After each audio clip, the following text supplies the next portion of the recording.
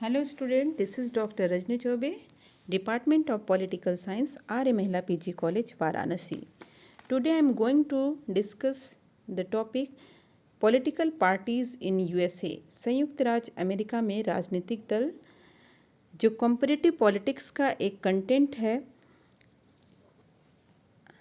सबसे पहले हम बात करते हैं कि development of political parties in USA, America में राजनीतिक दलों का विकास। अमेरिका के कॉन्स्टिट्यूशन के बारे में जो फिलाडेल्फिया कन्वेंशन में अमेरिका का जो कॉन्स्टिट्यूशन अडॉप्ट किया गया था, अमेरिका के संविधान में पॉलिटिकल पार्टीज़ को कोई भी प्लेस नहीं दिया गया था। लेकिन टाइम के साथ पॉलिटिकल पार्टीज़ का इम्पोर्टेंस वहाँ पे इतना बढ़ गया है कि उसे आज अमेरिका की पॉलिटिकल सिस्टम से, पॉलिटिकल लाइफ से उसको अलग नहीं किया जा सकता है।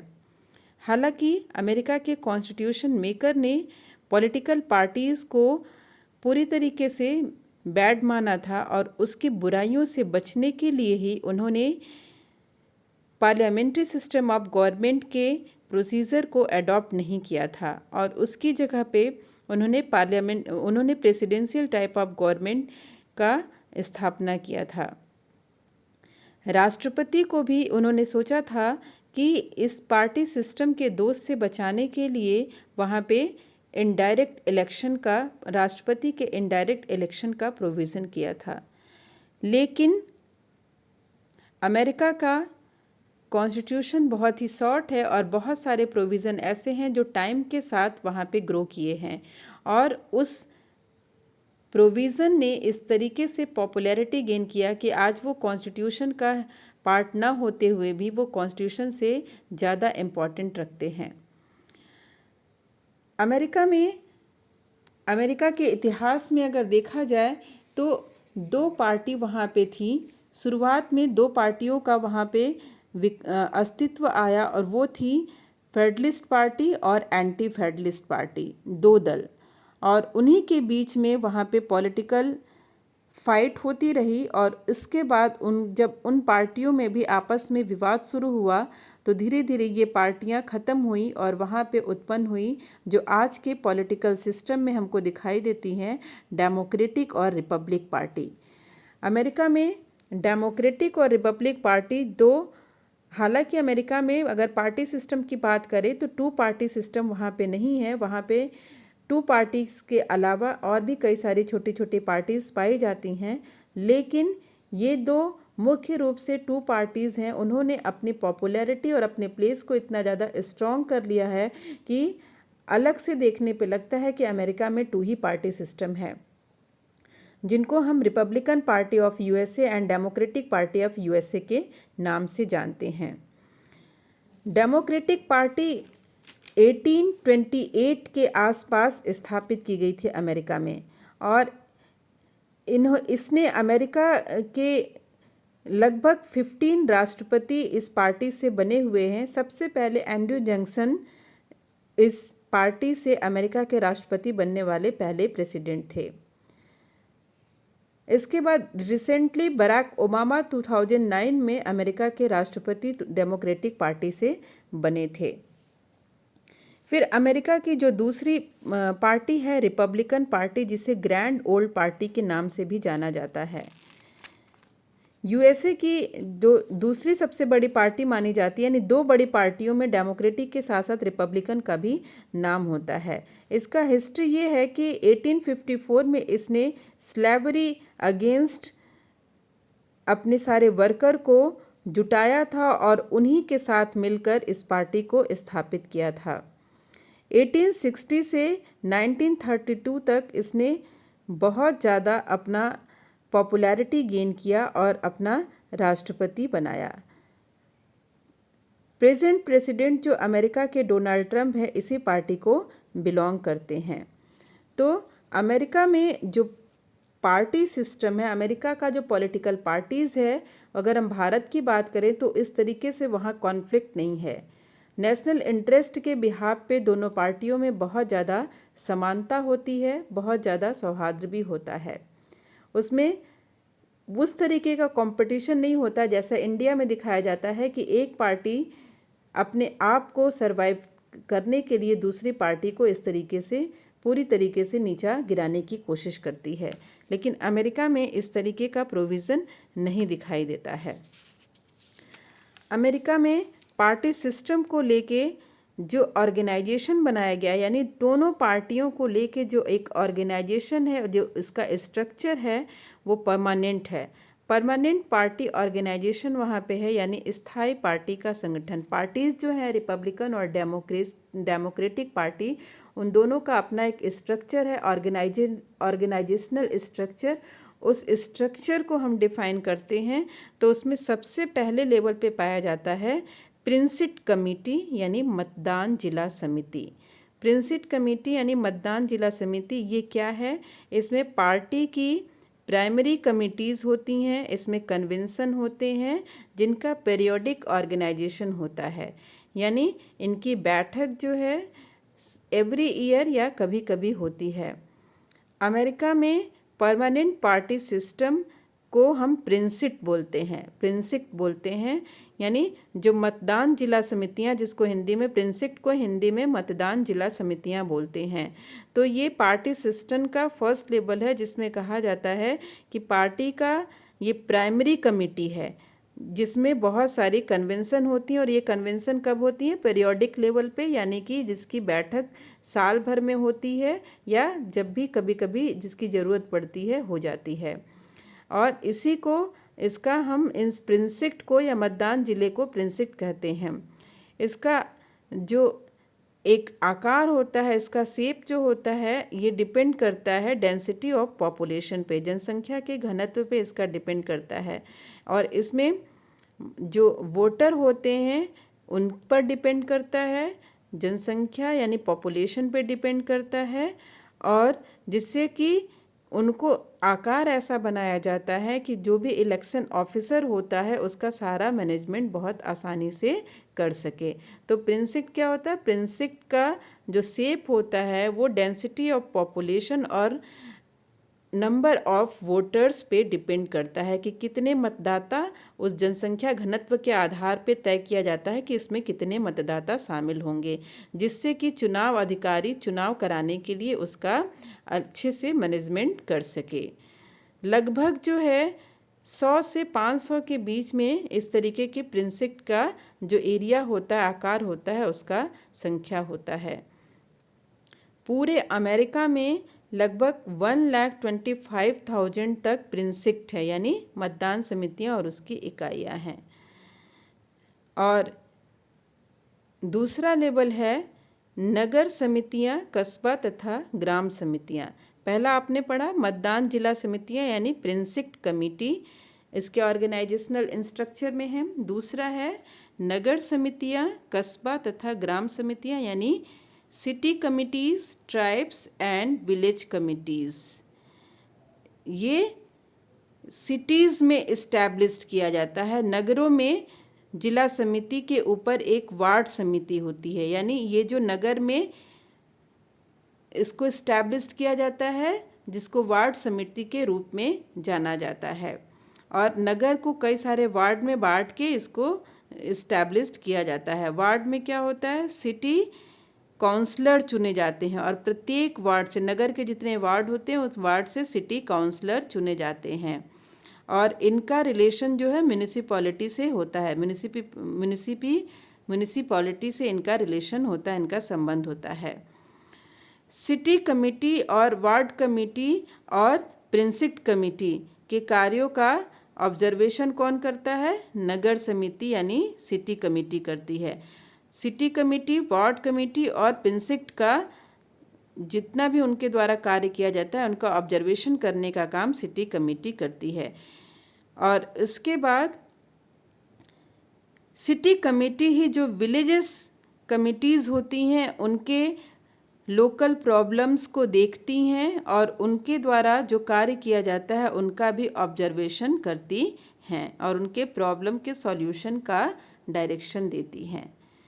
फिर उसके बाद तीसरे लेवल पे आता है काउंटी कमिटीज़ यानी काउंटी कमिटियाँ। इसमें क्या होता है, अमेरिका में 3000 से भी अधिक काउंटीज़ हैं और ये सब काउंटीज़ कहाँ हैं, ये विलेजेस एरिया में है, ग्रामीण क्षेत्रों में है। और प्रत्येक काउंटी की भी अपनी एक कमेटी होती है जो इलेक्शन से रिलेटेड सारे कार्यों को, उस एरिया में इलेक्शन से रिलेटेड सारे कार्यों को करती है। फिर चौथे लेवल पे आता है स्टेट सेंट्रल कमिटीज़, यानी राज्य केंद्रीय समितियाँ। चौथे लेवल पे स्टेट सेंट्रल कमिटीज़ यानी राज्य केंद्रीय समितियाँ। और इस कमिटीज़ में क्या होता है, इसमें स्टेट में जो पार्टीज़ हैं, डेमोक्रेटिक और रिपब्लिक दोनों पार्टीज़ की अपनी स्टेट सेंट्रल कमिटीज़ होती हैं और वो अपने अपने पार्टीज़ की जो पूरी तरीके से उस राज्य में क्या पूरा सिस्टम होगा अपनी पार्टी के लिए, किस तरीके से चुनाव होगा, क्या होगा, किस तरीके से स्टेट ऑफिसर्स को नियुक्त किया जाएगा, किस तरीके से चुनाव के सारे मूवमेंट को पूरे मूवमेंट को संपन्न कराया जाएगा, ये सारा कौन करता है, स्टेट सेंट्रल कमिटीज़। यानी राज्य में पार्टीज़ के चुनाव से रिलेटेड जितनी भी प्रक्रिया होंगी उन प्रक्रिया को पूरा करने का काम स्टेट सेंट्रल कमिटीज़ करती हैं, जो दोनों पार्टीज़ की अपनी अपनी होती हैं। और इसके लिए वे स्टेट ऑफिसर्स को भी नियुक्त करती हैं। और सेंट्रल कमिटीज़ बहुत सारे अपने मेंबर्स को भी उसमें रखती हैं सेंट्रल कमेटी में। इसके लिए कुछ मेंबर को वो इलेक्ट करती हैं तो कुछ मेंबर को नॉमिनेट करती हैं। और इस सेंट्रल कमेटी का, दोनों पार्टी की सेंट्रल कमिटीज़ का जो प्रेसिडेंट होता है वो बहुत ही पॉपुलर, बहुत इफ़ेक्टिव पर्सन होता है दोनों पार्टी का, उसको बनाया जाता है। फिर लास्ट लेवल पे और फिफ्थ लेवल पे आता है राष्ट्रीय समिति या नेशनल कमेटी। राष्ट्रीय समिति या नेशनल कमेटी ये क्या होता है, ये दोनों पार्टी का पूरे देश में एक राष्ट्रीय समिति या नेशनल कमेटी होती है। और इस कमेटी में कौन लोग होते हैं, तो जितने भी राज्य हैं अमेरिका में, जैसे 50 राज्य है तो 50 राज्यों से दोनों पार्टी के लिए अपने अपने लोग जो हैं, एक फीमेल को और एक मेल को अपने यहाँ इस कमेटी में भेजते हैं। यानी एक पार्टी, जैसे डेमोक्रेटिक पार्टी के लिए न्यूयॉर्क से एक फीमेल एक मेल जाएगा डेमोक्रेटिक पार्टी के लिए, उसी तरीके से न्यूयॉर्क से ही एक फीमेल एक मेल जाएगा रिपब्लिकन पार्टी के लिए। तो मतलब इसी तरीके से सारे स्टेट से ये प्रोविज़न अपनाया जाता है। फिर इसके बाद क्या होता है कि नेशनल पार्टी कन्वेंशन होता है, राष्ट्रीय पार्टी सम्मेलन होता है उसी से। और उसमें जो होता है कि राज्य के प्रतिनिधि उसका चुनाव करते हैं। यानी कि नेशनल पार्टी सम्मेलन में कौन सदस्य शामिल होंगे उसका चुनाव कौन करता है, तो हर स्टेट के लोग उसका इलेक्शन करके राष्ट्रीय पार्टी सम्मेलन में उनको भेजते हैं। और इसी राष्ट्रीय पार्टी सम्मेलन द्वारा क्या होता है, राष्ट्रपति पद के उम्मीदवार का घोषणा होता है। राष्ट्रीय पद के उम्मीदवार का घोषणा होता है जिसके द्वारा इसी नेशनल पार्टी के चेयरमैन की नियुक्ति की जाती है। यानी जो उम्मीदवार बनता है उसके द्वारा नेशनल पार्टी कमेटी का चेयरमैन नियुक्त किया जाता है, जिसको कि वो नियुक्त करता है, लेकिन औपचारिक रूप से सारे सदस्यों द्वारा उसकी नियुक्ति मानी जाती है। तो इस तरीके से अमेरिका में परमानेंट पार्टी ऑर्गेनाइजेशनल स्ट्रक्चर है, जिसमें फर्स्ट लेवल पे मतदान जिला समितियां, प्रिंसिक्ट कमिटीज़, दूसरे लेवल पे नगर समितियां, कस्बा तथा ग्राम समितियां, city committees, tribes and village committees हैं। तीसरे लेवल पे काउंटी कमिटीज़ हैं। चौथे लेवल पे राज्य केंद्रीय समितियां, स्टेट सेंट्रल कमिटीज़ हैं। फिर पांचवें लेवल पे राष्ट्रीय समिति यानी नेशनल कमिटीज़ हैं। यानी नीचे से लेके ऊपर तक इसका ऑर्गेनाइजेशनल स्ट्रक्चर है। और ये दोनों पार्टी का अपना अलग अलग स्ट्रक्चर होता है। फिर उसके बाद है function of political parties in USA. America में राजनीतिक दलों के कार्य। अमेरिका में राजनीतिक दलों के क्या कार्य हैं ये वेल नोन है। जैसे भी किसी भी देश में, किसी भी डेमोक्रेटिक कंट्री में पॉलिटिकल पार्टीज़ क्या रोल प्ले करती है, उसी तरीके से अमेरिका में भी अमेरिका एक लार्जेस्ट डेमोक्रेसी है, तो वहाँ पे भी वहाँ की पॉलिटिकल पार्टीज़ को क्या रोल प्ले करना है। तो फर्स्ट वन है कि वो जनता को शिक्षित करती है, यानी टू एजुकेट द पीपल। अब पॉलिटिकल पार्टीज़ क्या करती है, पॉलिटिकल लिटरेसी देने का काम करती है, यानी पॉलिटिकल पार्टी जनता की सारी समस्याओं को जानती है और उनके सॉल्यूशन का उपाय बताकर उनको पॉलिटिकल लिटरेसी देने का काम करती है। जो कॉमन मैन जिन सारे प्रॉब्लम को नहीं जानता है उनको सरकार तक पहुंचाने का काम और सरकार की सारी पॉलिसी को जनता तक बताने का काम करता है, यानी जनता को पॉलिटिकली एजुकेट करने का काम करता है पॉलिटिकल पार्टी। फिर उसके बाद दूसरा पॉइंट है जनता को अपना दृष्टिकोण समझाना, to make the people to understand their view point.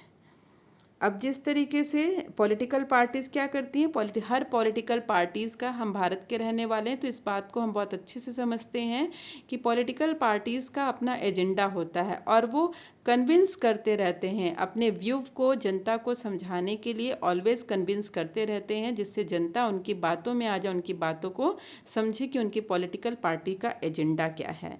तो पॉलिटिकल पार्टीज़ क्या करती हैं, अपनी सारी बातों को जनता के सामने रखती हैं और कई सारे इस तरीके के उपाय बता के, कई सारे उनको बेनिफिट बता के, उनको प्रलोभन दे के अपने पक्ष में करने का प्रयास करती रहती हैं।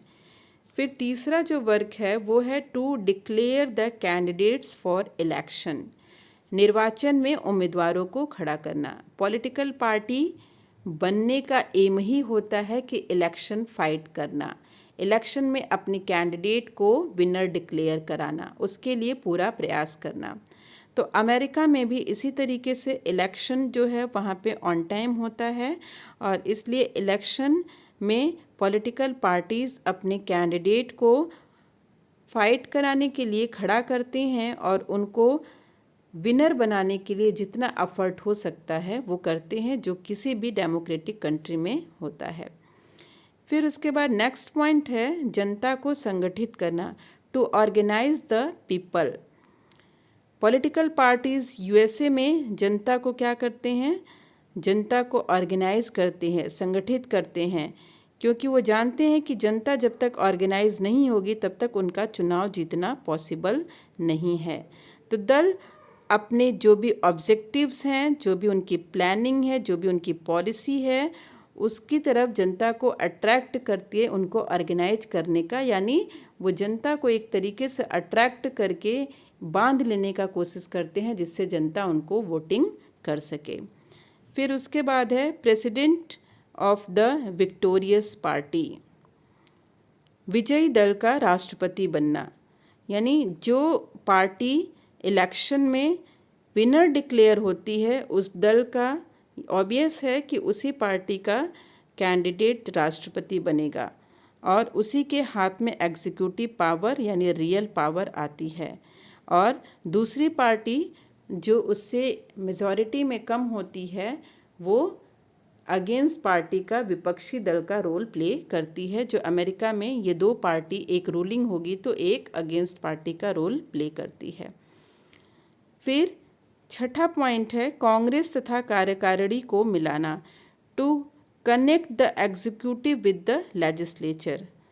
अमेरिका में ये वेल नोन है हम सब के लिए कि वहाँ पे सेपरेशन ऑफ पावर की थ्योरी को अडॉप्ट किया गया है और इसके लिए क्या होता है, इसके साथ साथ वहाँ पे चेक एंड बैलेंस की भी पॉलिसी को शामिल किया गया है, यानी एनार्कियल कंडीशन सेपरेशन ऑफ पावर से ना आ पाए इसलिए वहाँ पे चेक एंड बैलेंस को शामिल किया गया है। इसलिए प्रेसिडेंट जो है कांग्रेस के साथ भी अपने रिलेशन रखता है इट चेक एंड बैलेंस के थ्योरी के अकॉर्डिंग, यानी राष्ट्रपति अपने लेजिस्लेचर का मेंबर ना हो के भी लेजिस्लेचर को टाइम टू टाइम मैसेजेस देता रहता है जिससे कि एक दूसरे को जोड़ने का काम करता रहता है। जो पॉलिटिकल पार्टीज़ के थ्रू ही पॉसिबल हो पाता है, यानी अपने दल के सदस्यों के थ्रू वो कांग्रेस के सदस्यों के साथ अपना तालमेल रखने का प्रयास करता है। फिर उसके बाद है नेशनल इंटीग्रेशन यानी राष्ट्रीय एकीकरण। अब अमेरिका में बहुत सारे स्टेट हैं, बहुत सारे लोग, कई तरीके के कल्चर, कई तरीके का अपना उनका ट्रेडिशन है, उन सब के साथ रहते हैं, लेकिन एक यूनाइट यूएसए में रहने के लिए पॉलिटिकल पार्टी ये लेसन देते हैं कि जितने भी वहाँ पे जिस तरीके के भी क्लास के लोग हैं उनको एकता में बांध के दल ने अपना, उस एकता में बांधने का दल ने अपना बहुत ही बड़ा कंट्रीब्यूशन दिया है। वहाँ के पार्टीज़ के थ्रू ही पूरे यूएसए के लिए एक जैसा प्लान बनाया जाता है, और जब भी पार्टी रूलिंग में आती है तो इन कार्यक्रमों को लागू करने के लिए वो शासन के सभी अंगों को एक साथ गतिशील करती है। पार्टीज पूरे देश को एकता के सूत्र में पिरोती है। अमेरिका में भारत जैसा कॉन्ट्राडिक्ट सिचुएशन भी नहीं है, इसलिए जो भी पार्टी हैं जब भी वो सत्ता में आती हैं तो जितने भी धर्म, जाति, संस्कृति और व्यापार के लोग होते हैं सबको एकता में बांधने का कार्य वहाँ की पॉलिटिकल पार्टीज़ करती हैं। तो ये हुआ अमेरिका में पॉलिटिकल पार्टीज़ के वर्क, फंक्शन। फिर उसके बाद है silent feature of the political parties in USA, यानी अमेरिका की दलीय व्यवस्था की प्रमुख विशेषताएं क्या है वहाँ पे। ये बहुत अच्छे से हम सब ने जो अभी एक प्रीफेस पढ़ा, उस प्रीफेस में जिन बातों को हमने ध्यान दिया वही बातें इसके कैरेक्टरिस्टिक्स में, इसके सैलेंट फीचर में आएंगे। तो फर्स्ट वन क्या है, टू पार्टी सिस्टम, द्विदलीय प्रणाली। अमेरिका में मेन फॉर्म में टू ही पार्टी पाए जाते हैं, हालांकि वहाँ छोटे छोटे पार्टी हैं लेकिन वो सरवाइव नहीं कर पाते, इसलिए कहा जाता है कि अमेरिका में टू पार्टी सिस्टम है, और वो है रिपब्लिकन तथा डेमोक्रेटिक पार्टी। फिर दूसरा है संविधान में दलों का कोई वर्णन नहीं है। There is no mention of the political parties in the constitution. America के कॉन्स्टिट्यूशन में ये पहले भी बात हो चुकी है कि वहाँ पे कॉन्स्टिट्यूशन में पॉलिटिकल पार्टीज़ का कुछ भी रिटेन नहीं है।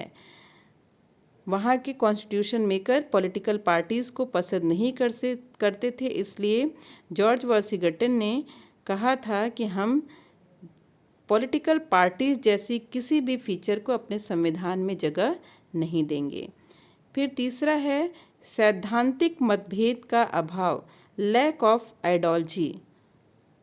अमेरिका में जब पॉलिटिकल पार्टीज़ का जन्म हुआ तो उनमें कुछ प्रश्नों पर आपस में गतिरोध हो गया, परंतु धीरे धीरे दोनों दलों की पॉलिसीज़ में चेंजेस आए, और उन चेंजेस के रिलेशन में क्या हुआ, कुछ इस तरीके का हार्मनी डेवलप होता गया कि आज इस तरीके से कोई भी मतभेद नहीं है। हालांकि दोनों पार्टी की आइडियोलॉजी अपनी अलग है, लेकिन नेशनल इंटरेस्ट के अभाव पे किसी तरीके का भेदभाव नहीं होता है वहाँ पे।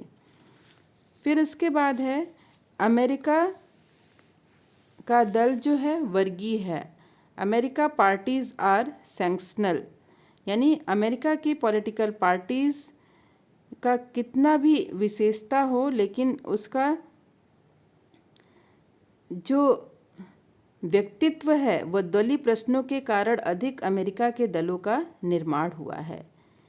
यानी अमेरिका के दल का जो सिस्टम है वो दर्शन की अपेक्षा हितों से बंधा हुआ है, यानी दलगत अंतरों का जो कारण है वो साइंटिफिक है, वो साइकोलॉजिकल है, वो लीगल ना होकर केवल इकोनॉमिकल पर्सपेक्टिव में है, यानी केवल दलीय वर्गीय हितों से, यानी जिस तरीके का अमेरिका में क्लास डिस्टिंक्शन है, जो वर्ग विरोध जिस तरीके का है आर्थिक आधार पे, उसी आधार पे रूढ़िवादी और पूंजीवादी या सामंतवादी जिस तरीके से वहाँ पे जो व्यवस्था है उसी तरीके से दलों का अपना आइडियोलॉजी है, लेकिन ये नेशनल इंटरेस्ट पे किसी भी प्रकार का इसमें विभाजन नहीं होता है।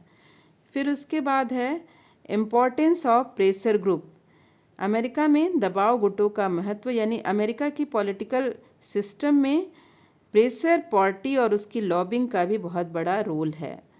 जितने भी इस तरीके के ग्रुप होते हैं वो इलेक्शन में बहुत ही पार्टीज़ की इसलिए सहायता करते हैं, इस कंडीशन पे करते हैं कि अगर इलेक्शन में वो सफल हो जाते हैं तो पार्टीज़ उनके प्रेशर ग्रुप के पूरा पॉलिसी जो है उनके अनुसार बनाएंगे और उनकी मदद करेंगे, उनके हितों के लिए ही कानून बनाएंगे। फिर उसके बाद नेक्स्ट फीचर है पैटर्नल बेसिस, सदस्यता का पैतृक आधार। अमेरिका में लोग जो है सदस्यता अमेरिका में बहुत से सारे लोगों की सदस्यता अपने परिवार के पहले के लोगों की सदस्यता पर ही आधारित होती है। यानी जैसे ये तो फीचर लगभग इंडिया में ही पाया जाता है, इंडिया में भी पाया जाता है, लेकिन जैसे अमेरिका में किसी पार्टी के घर के लोग रिपब्लिकन थे तो उनके आगे के लोग, उनके उस परिवार के आगे के लोग भी रिपब्लिकन होंगे, डेमोक्रेटिक थे तो डेमोक्रेटिक होंगे। इसी तरीके से भारत में भी है, जो लोग कांग्रेसी हैं उनके परिवार के लोग कांग्रेसी हो जाते हैं। लेकिन हालांकि ऐसा साइंटिफिक नहीं है कि केवल यही एक फैक्ट हो, लेकिन ये संभावना ज़्यादातर होता है, तो अमेरिका में भी इस तरीके की संभावना होती है। फिर वहाँ पे 7 है संगठन ढीला है, यानी लूज ऑर्गेनाइजेशन। अमेरिका में जो पार्टी सिस्टम का फ्रेम है वो पूरी तरीके से डिसेंट्रलाइजेशन बेसिस पे है, यानी दल पूरी तरीके से संगठित नहीं है। वे जनता के प्रति अपनी रिस्पॉन्सिबिलिटी भी फील नहीं करते हैं, क्योंकि वहाँ पे जो पार्टी सिस्टम का ग्रोथ ही है वो दूसरे तरीके से हुआ है। फिर दूसरा ये जो फीचर है ये आप सब सुने होंगे, बड़ा ही इम्पॉर्टेंट फीचर है, ये लूट प्रथा है, यानी द स्पॉयल सिस्टम। अमेरिका की पार्टी सिस्टम का ये बहुत ही बड़ा बैड रीज़न है जिसे लूट प्रथा या स्पॉयल सिस्टम कहते हैं। इस सिस्टम के अंतर्गत क्या होता है कि जो न्यू इलेक्टेड प्रेसिडेंट होता है वो लास्ट के प्रेसिडेंट के द्वारा जितना भी अपॉइंट किया जाता है पब्लिक ऑफिशियल्स का, उनको उनके पोस्ट से हटा देता है और अपनी ही पार्टी के लोग को उस पोस्ट पे अपॉइंट करता है। और इस तरीके के स्पॉयल सिस्टम में क्या होता है, इनस्टेबिलिटी होती है और शासन में, प्रशासन में योग्य और अनुभवी लोगों को जगह नहीं मिल पाता। जो दल के प्रमुख के बहुत हितैषी होते हैं, करीबी होते हैं या चापलूस होते हैं, उन लोगों को जगह मिल जाती है। तो इस तरीके से ये अमेरिका की पॉलिटिकल पार्टीज़ का कैरेक्टरिस्टिक्स है। तो अमेरिका में पॉलिटिकल पार्टीज़ में आपको पढ़ना क्या है, रिपब्लिकन और डेमोक्रेटिक पार्टी, उसका ओरिजिन क्या है, फिर इसके बाद पार्टी सिस्टम का organisational structure, then after work of the party system in America and the feature of the party system in America. ये है आपके अमेरिका की पार्टी सिस्टम या अमेरिका की पार्टी, डेमोक्रेटिक एंड रिपब्लिक।